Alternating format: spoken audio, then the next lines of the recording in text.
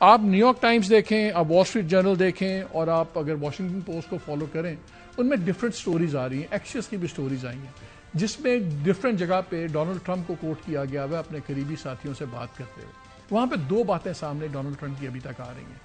ایک تو وہ کہتے ہیں کہ مجھے لمبی جنگ نہیں چاہیے, مجھے ایران سے نکلنا ہے کیونکہ میں نے کچھ اور بڑے کام کرنے ہیں. پھر ایک سٹوری میں یہ لکھا گیا, بڑی اچھی انویسٹیگیٹو سٹوری تھی, کہ ہو سکتا ہے وہ کیوبا ہو, کیونکہ ان کے بہت سے لوگوں کا خیال ہے کہ یہ ایزی ٹارگٹ ہے. وینیزویلا ایزی تھا, فتح بھی مل گئی, کیوبا بالکل تباہ ہوا ہوا ہے. اگر ڈونلڈ ٹرمپ کیوبا کو بھی قابو میں کر لیتے ہیں تو ان کی بڑی جے ہو جائے گی. ایران ایک ایسی جگہ وہ گھس گئے ہیں کہ نکلنا ان کے لیے مشکل ہوا ہوا ہے. لیکن ان کے قریبی ساتھی کہہ رہے, دوسرے جو ان کا صاف ہے, وہ کہتا ہے کہ آپ مہنگائی اور ان چیزوں پہ ڈیل کریں. So he wants to get out. اب پرابلم کیا ہے کہ ایران نہیں نکلنے دے رہا, بیکاز ایران یہ نہیں چاہتا کہ پھر 2 سال بعد جنگ ہو, پھر 1.5 سال بعد جنگ ہو. یہ تماشا اب بند ہونا چاہیے. سو یہ ہے. لیکن اگر آپ ایک چیز دیکھیے, آج ڈونلڈ ٹرمپ نے پھر کہا کہ مجھے ان لوگوں کی سمجھ نہیں آتی, دے آر لاؤزی فائٹرز پروٹیکشن نیگوسیٹرز, اور مجھے سمجھ نہیں آتی کہ اتنی تباہی کے بعد یہ لڑ کیوں رہے ہیں. اصل میں انڈیا نے بھی یہ سبق سیکھا تھا, لیکن سیکھا کچھ نہیں, اور وہی اب یہ امریکہ اور اسرائیل کو سیکھنا پڑے گا کہ یہ جو مسلمانوں کا شہادت کا کانسیپٹ ہے, یہ ہے اصل ڈفرنس. یہ سمجھتے نہیں ہیں کہ شہادت کے بعد ہر چیز بڑی سیکنڈری گریڈ کی ہو جاتی. یہ اب زندگی بچانے کے لیے لڑتے ہیں. مسلمان زندگی اللہ کے نام پہ دینے کے لیے لڑتے ہیں. That is the basic difference جو اس وار میں ہمیں نظر آ رہا ہے, لیکن یہ سمجھ نہیں رہے. اب بات آ رہی ہے کہ ٹاکس کہاں پہنچی. اس میں ترکی کی میں نے آپ کو بتایا تھا پرسوں بھی ایک امپورٹنٹ شخصیت یہاں پہ آئی ہوئی ہے.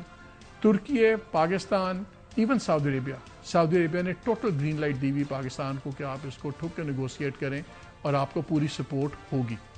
پاکستان ایک یونیک پوزیشن میں ہے, اور کچھ ہمارے مسائل بھی ہیں. ایران کے بعد ہم سیکنڈ لارجسٹ, ہمارے پاس شیعہ پاپولیشن ہے اہل تشیع کی, اس لیے ہمارا ایک لنک وہ بنتا ہے.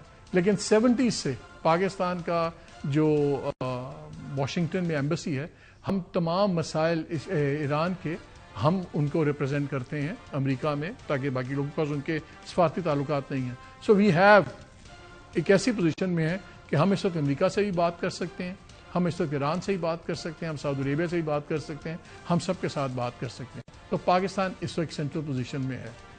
آج اسحاق ڈار صاحب نے بھی ایک ٹویٹ کیا جس میں انہوں نے واضح کیا کہ بڑی اسپیکولیشن چل رہی ہے, لیکن حقیقت یہ ہے کہ ہم میسیجنگ کر رہے ہیں, جس میں انڈیا نے وہ ایک بےہودہ سی بات کی جے شنکر نے, اور اس کے اوپر جو ان کے ساتھ لیدے ہو رہی ہے پوری دنیا میں ان پہ کرٹیسائز ہو رہا ہے. جب انہوں نے دلال کا لفظ یوز کیا, دلال تو دیر از نتھنگ رانگ, دلال کون ہوتا ہے, ایک مڈل مین ہوتا ہے, لیکن اس کو گالی کے طور پہ انہوں نے یوز کیا.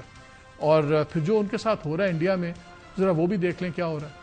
तो पाकिस्तान दलाल देश नहीं भारत जब ये ये बैठक हो रही थी कि पाकिस्तान को लेकर ये बयान दिया है विदेश मंत्री ने, और साफ तौर पर कहा, दो टूक उन्होंने जवाब दिया कि भारत की बात की जाए तो भारत पाकिस्तान की तरह दलाल देश नहीं है. अगर आप मेरे से पूछें कि वॉर रुकवा दी, माय आंसर इज यस. कैसे रुकवाई, मैं खुद विटनेस हूँ, मैं साक्षी हूँ. I can give you the date, I can give you the time, I can tell you for how long, I can tell you कैसे किया.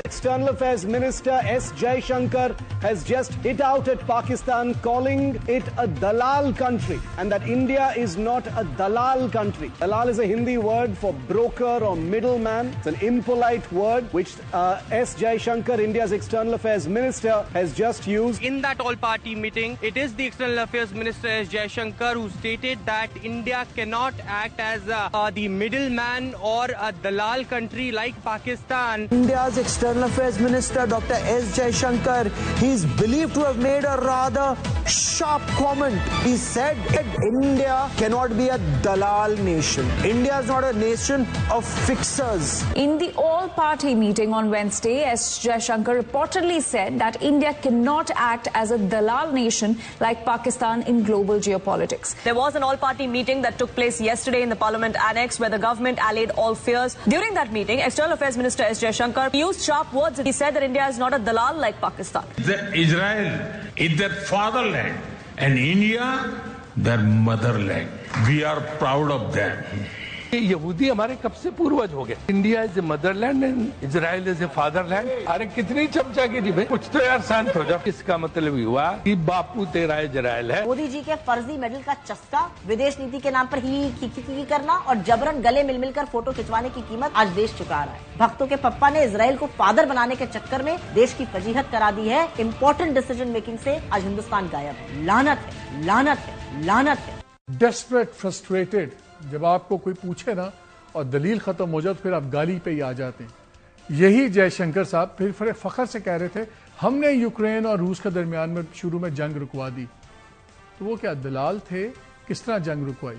ان کے اپنے وزیر اعظم سے پوچھیں ان کے لیے کیا لفظ استعمال کریں جو جا کے پوری قوم کا باپ کسی اور کو بنا دے, اور اپنی جو بھارت ماتا ہے اس کو جا کے اسرائیل کے باپ کے حوالے کر دے. اس کے لیے کیا لفظ ہوگا؟